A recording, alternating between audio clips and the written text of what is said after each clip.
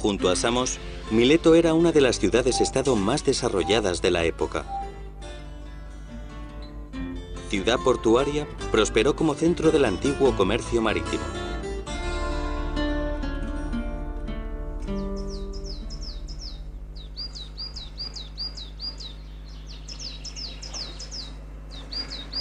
Pero este antiguo y floreciente puerto ha dejado de ser una ciudad portuaria. El sedimento del río Menderes fluyendo hacia el mar Egeo fue cubriendo gradualmente el suelo del fondo marino situado junto al puerto, convirtiéndolo en totalmente inservible. Sin su puerto, Mileto ha dejado de ser la antigua gran ciudad que llegó a ser.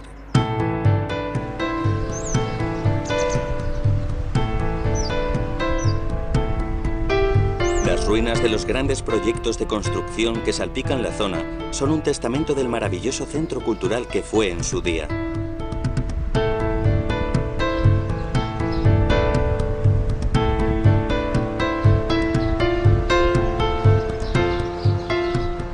Como centro de comercio del mar Egeo, Mileto disfrutó de riqueza y prosperidad.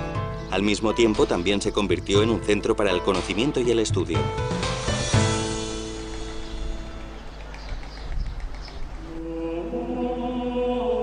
Tales, un erudito, a menudo considerado el padre de la filosofía, nació en Mileto. Era un rico mercader que estudió matemáticas y astrología en Egipto. Cuando en el año 585 a.C. predijo un eclipse solar, la gente se quedó atónita.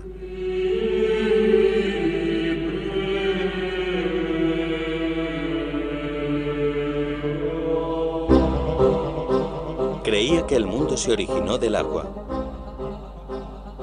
Entre sus logros, el ser considerado el primer matemático griego.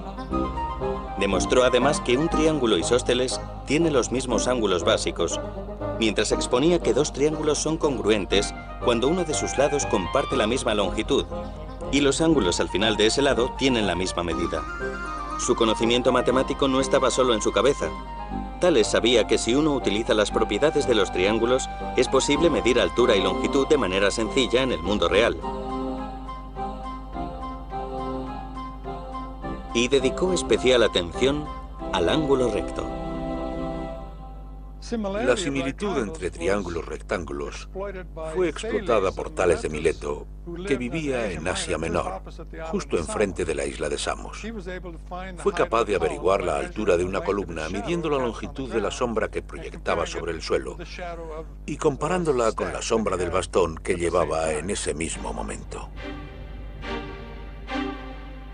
Aprendió matemáticas y ciencia en Egipto y comenzó a interesarse por la altura de las enormes pirámides.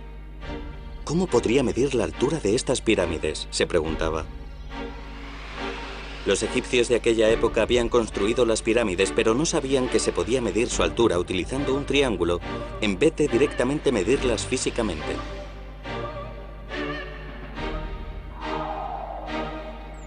Pero Tales fue capaz de medir la altura de las pirámides utilizando la longitud de su sombra. Utilizó un palo. Dibujó un triángulo en el que un lado era un bastón que salía perpendicularmente del suelo junto a su sombra. A continuación midió la longitud de la sombra de la pirámide y averiguó su altura.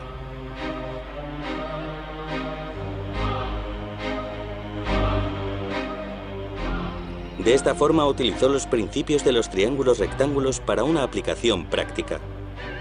Muchos en aquella época comenzaron a sentir auténtico interés por los triángulos.